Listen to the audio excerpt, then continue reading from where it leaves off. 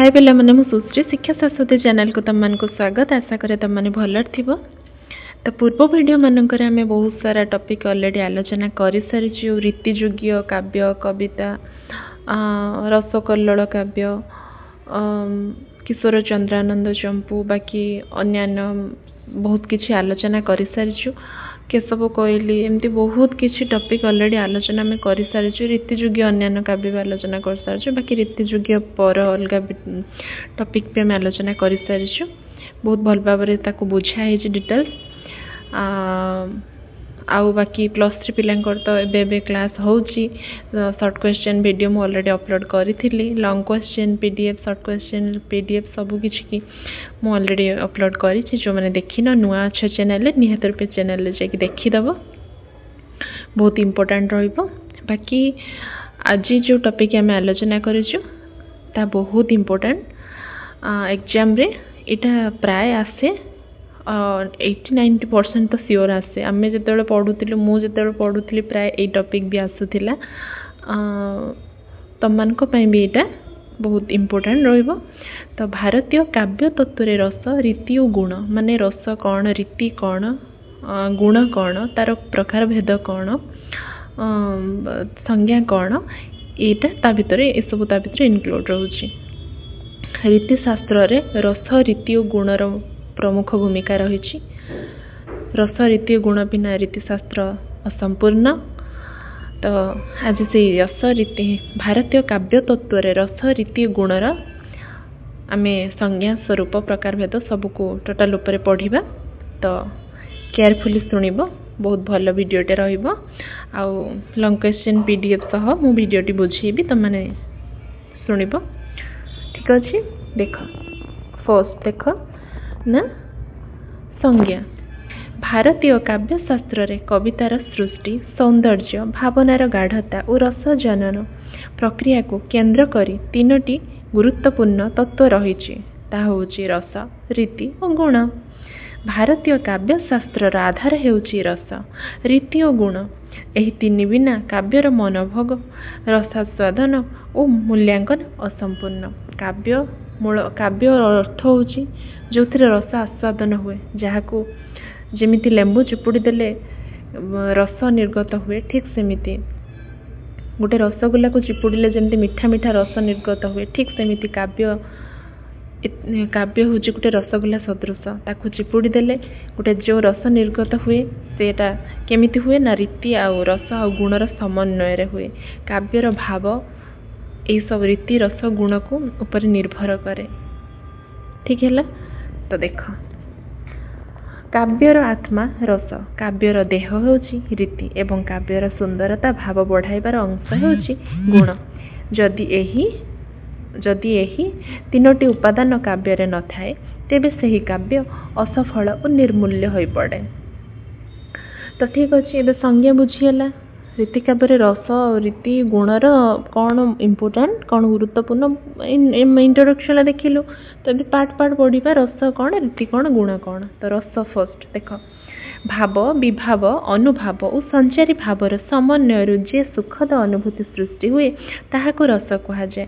रस औसह रस ही कवितार आत्मा। काव्य और अनुभव द्वारा जनित जे अलौकिक आनंदर अनुभूति को रस कहुए। ये जो नहीं रस औसह जो अच्छी एगुड़ा को स्किप करबनी। एगुड़ा मोस्ट इम्पोर्टाट एगुड़ा लेखिकी तार गोटे अर्थ जमती रस ही काव्यर आत्मा अच्छी साइड महापेन देकी लिखी सेमती लिख। यहाँ इम्पोर्टाट तुम खातार लिखला बेले एमती लिख गोटे संस्कृत कोटेशन कौन रही संस्कृत रे देन साइड रे तार ओडिया ताको ट्रांसलेट करके लिख। ठीक अच्छे। तापर देख हाँ भरत मुनि यहाँ को कहते कौन भरत मुनि कौन कहते ना भाव अनुभव द्वारा जनित जे अलौकिक आनंदर अनुभूति को रस कहुए। एको भरत मुनि कहते कौन ना नाट्यशास्त्र। नाट्यशास्त्र प्रणेता किए पिला माने भरत मुनि है। रस औसह रस ही काव्यर आत्मा। रस ही काव्यर आत्मा। रस कौन क्या कौन मिसिकी रस हुए ना स्थायी भाव विभाव और अनुभव व्याभिचारी भाव ये चारिटा भाव मिसिकी रस ନିର୍ଗତ ହୁଏ, ରସ ଉତ୍ପନ୍ନ ହୁଏ। କାବ୍ୟରେ ରସ ଉତ୍ପନ୍ନ କିପରି ହୁଏ ନା ସ୍ଥାୟୀ ଭାବ ଯୁକ୍ତ ବିଭାବ ଯୁକ୍ତ ଅନୁଭାବ ଯୁକ୍ତ ବ୍ୟାଭିଚାରୀ ଭାବ ମିଶିକି ରସ ନିର୍ଗତ ହୁଏ। ହେଲା, ତାପରେ ଦେଖ ରସର ସ୍ୱରୂପ କ'ଣ? ରସ କାହାକୁ କୁହାଯାଏ? ରସ କାବ୍ୟର ଆତ୍ମା। ପାଠକ କିମ୍ବା ଦର୍ଶକ ମାନେ ସୁଖ ଦୁଃଖ ଭୟ ବିରହ ସୌନ୍ଦର୍ଯ୍ୟ ଆଦି ଭାବ ସୃଷ୍ଟି କରେ।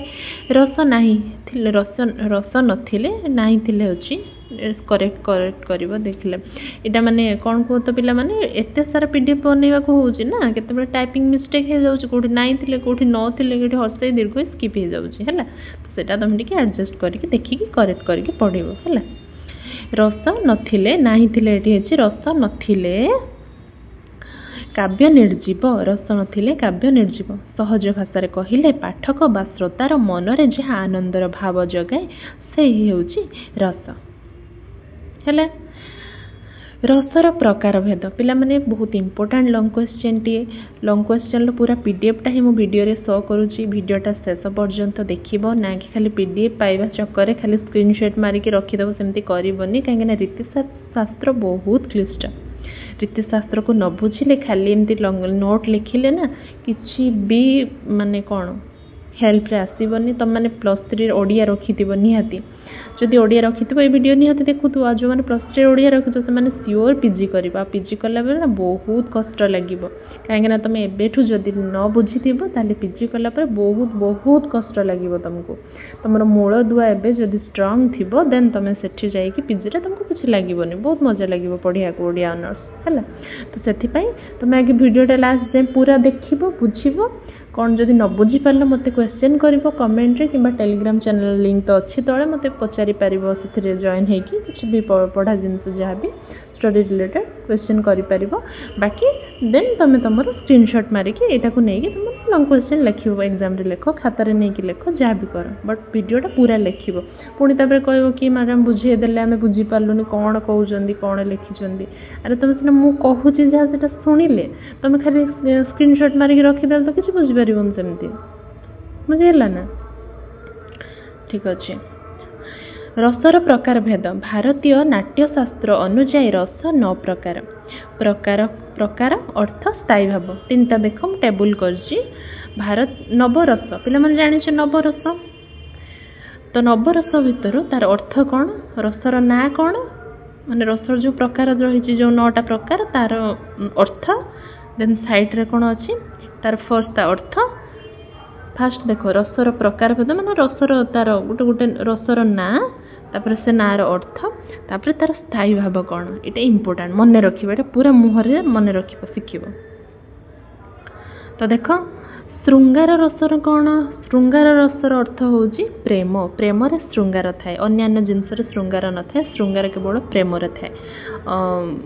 ପ୍ରେମିକ ପ୍ରେମିକାଙ୍କ ପ୍ରେମରେ ଶୃଙ୍ଗାର ଥାଏ। ତ ସେ ଶୃଙ୍ଗାର ରସର ଅର୍ଥ ହେଉଛି ପ୍ରେମ। ତାର ସ୍ଥାୟୀ ଭାବ ହେଉଛି ରତି। ରୀତି ନୁହଁ, ରତି।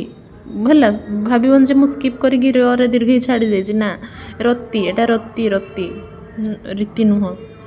ହାସ୍ୟ, ହସ, ବିନୋଦ। ହାସ୍ୟର ଅର୍ଥ ହସ ଆଉ ବିନୋଦ ଜାଣିଛ ତ, ତାର ସ୍ଥାୟୀ ଭାଷ କ'ଣ? ହାସ। ତ କରୁଣା, ଶୃଙ୍ଗାର ନାଁ ହେଉଛି, ରସର ନାଁ ହେଉଛି କରୁଣା। ତ ତାର ଅର୍ଥ ହେଉଛି କ'ଣ? କରୁଣାର ଅର୍ଥ ବିଷାଦ ନୁହଁ ପିଲାମାନେ। କରୁଣାର ଅର୍ଥ କ'ଣ ନା ଦୟା କରିବା ଯୋଉଟା। ଏଠି ବିଷାଦ ନୁହଁ, ଦୟା ଲେଖାଯିବ, ଦୟା। ତ ତାର ସ୍ଥାୟୀ ଭାବ ହେଉଛି ଶୋକ। ଆମେ କାହା ଉପରେ ଗୋଟେ ଦୟା ଆସିଲେ ମାନେ ଆମେ କ'ଣ କରିବା? ଦୁଃଖ ପ୍ରକାଶ କରିବା। ଆହା ତାର ନାହିଁ, ଆହା ପିଲାଟା ଖାଇବାକୁ ପାଉନି। ଆମେ କାହା ଉପରେ ଦୟା କଲେ କ'ଣ ହେବ? ମନରେ ଦୁଃଖ ଆସିବ। ହେଲା, ତ ଏଟା ବିଷାଦ ନୁହଁ, ଏଟା ବିଷାଦ ବି ହେଇପାରିବ। ହେଲା, ଏଠି ଭୁଲ ବୋଲି ଭାବିବନି, ବିଷାଦ ବି ଏଠି ହେଇପାରିବ, କିଛି ନୁହେଁ। ବିଷାଦ ମାନେ ବିଷାଦଗ୍ରସ୍ତ ମାନେ ଦୁଃଖ ବି ହେଇପାରିବ।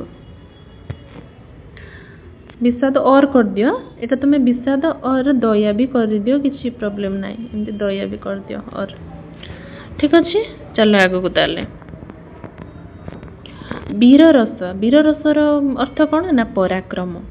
ତାର ସ୍ଥାୟୀ ଭାବ କ'ଣ ନା ଉତ୍ସାହ। ରୌଦ୍ର ମାନେ କ'ଣ? ରାଗ ବା କ୍ରୋଧ। ତାର ସ୍ଥାୟୀ ଭାବ କ'ଣ ନା କ୍ରୋଧ। ଭୟାନକ ଭୟାନକର ଇଏ କ'ଣ ଭୟାନକର ଅର୍ଥ କ'ଣ ନା ଭୟ ତାର ସ୍ଥାୟୀ ଭାବ କ'ଣ ଭୟ ବିଭତ୍ସ ମାନେ ଘୃଣା ଘୃଣାର ସ୍ଥାୟୀ ଭାବ କ'ଣ ଜୁଗୁପ୍ସା ମନେ ରଖିବା ପିଲାମାନେ ବହୁତ ଇମ୍ପୋର୍ଟାଣ୍ଟ ଟେବୁଲଟା ବହୁତ ବହୁତ ମୋଷ୍ଟ ଇମ୍ପୋର୍ଟାଣ୍ଟ ମାନେ ମୋଷ୍ଟ ଇମ୍ପୋର୍ଟାଣ୍ଟ ମନେ ରଖିବ ତାପରେ ଦେଖ ଅଦ୍ଭୁତ ରସର अर्थ कौन आश्चर्य अद्भुत आश्चर्य हवा सरप्राइज हवा आश्चर्य तार स्थायी भाव कौन विस्मय विस्मय जोटा तो शांत भाव शांत सॉरी शांत रस तो कौन ना अद्भुतर कौन आश्चर्य विस्मय शांत शांत रसर अर्थ कौन ना शांति तार कौन अर्थ ना स्थायी भाव समाधि बुझीगला रस बिना काव्य शब्द मात्र हो पड़े रस बिना काव्यर अर्थ गोटे खाली काव्य गोटे शब्द माने कौन आम शुणा खाली गोटे शब्द कौन ना काव्य गोटे शब्द अच्छी तार अर्थ किसी भी ना रस बिना कहीं रस अर्थ केते आम काव्य पढ़ुचु से आम किसी जिनस से आम किसी जिनस कौन खुशी हो जाऊँ किसी जिनस मन दुख करुचु किसी जिनस आश्चर्य हो जाऊँ किसी जिनस भयभीत हो जाऊँ ये तो रस ना आ काव्य से सब रस नथिबो किसी गोटे मजा लागु नथिबो किसी गोटे जिनस आश्चर्य लागु नथिबो किसी गोटे जिनस माने जो कौन दुख लागु नथिबो किसी नथिबो ता भितरे माने भावना तो सेटा पढ़िया कौन लागिबो बुझियला पिला माने देखो रीति रीतिर संज्ञा शब्द और अर्थर सुयोजित सुनियोजित क्रम जहाद्वारा काव्यर शैली गठित हुए ताको रीति कहा जाए उद्भटंक मत उद्भटा नुह पिला माने उद्भट ये जाइछि बोलत्रे उद्भटंक मत रीतिरे मयि काव्य सह रीतिमयी काव्यस्य काव्य रीतिरे निर्भर सहज भाषा कवि केमिति भावरे शब्द और भाषार व्यवहार करे से हेउछि रीति माने मु पूर्व वीडियो बोधे ये संपर्क कही कौन कही ना जो माने मु धर किसी गोटे लेखा लिखी से मो स्वतंत्र मो कहवा शैली जमी मुझे लिखी पे मैंने मु तुमको जमी बुझाऊे से मो कहवा शैली मो स्टाइल मु तुमको पढ़ाऊँगी आउ जी जड़े पढ़ाऊब सी स्टाइल पढ़ाऊब सी स्टाइल कह सी तार जमी बुझी जानी सी स्टाइल कह ठीक सेमती मोर जो कहवा स्टाइलटा कि मो धर किसी लिखी नोटा मु बनईची से मो स्टाइल मु बनईची आउ जड़े किए नोट बन टोटाली डिफरेंट बनइबो तो से जो लिखा कि कहवा निजस्वर स्टाइल निजस्व शैली सेटा को कहा जाए रीति मु मो रीति लिखी ना कि मु ता भलिया करी निजस्व जो कहबार कि लिखबार स्टाइल जोटा सेटा को रीति कहा जाए बुझीगला मो भाषा मु कहीदेले बुझीपार तुम मैंने सहज भाषा कवि केमिति भाव शब्द और भाषा व्यवहार करे से ही हेउची रीति बुझीगला रीतिर प्रकार भेद प्रकार विशेषता वैदर्भी रीति रीतिर प्रकार बोध देख पे मैंने वैदर्भी रीति गौड़ी रीति पांचाली रीति वैदर्भी रीति कौन ना सुंदर सुकुमार मृदु भाषार मिश्रण वैदर्भी रीति गौड़ी रीति कौन भावुक संग्रामी जौराल जो एटा गोटे कौन ये को स्किप कर पांचाली रीतिर कौन ना मृदुता और कठोरता समान पिला माने एग्जाम रे एमती पड़े गोटे सेंटेंस देथिबो एटा को रीतिर एग्जांपल तो तुम देखिबो सेही लेखारे से कोटेशन भितर जदि गोटे किछि कोटेशन कविता भलिया देथिबो तो तार देखिबो सेतरे सौंदर्य बा सुकुमार शब्द सुकुमार किछि माने अर्थ थिले मृदु भाषा सुंदर भाषा लेखा हेतिबो सुंदरता ता भितर जो थिबो सेटा वैदर्भी रीति पदवाच्य जदि ता भितर भावुकता संग्रामी जिंस किछि गोटे संग्राम युद्ध ये भितर ता विषय किछि गोटे थिबो तो एटा गौड़ी रीतिर पदवाच्य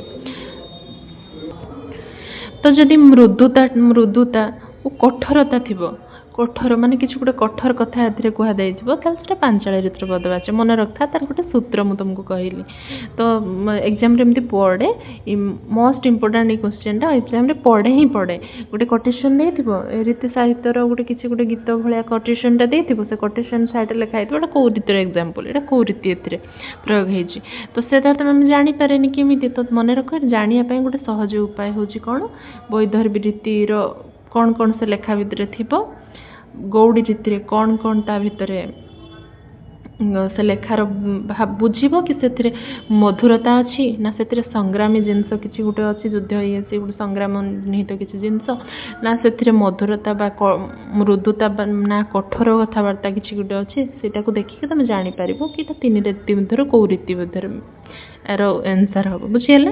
आगू चल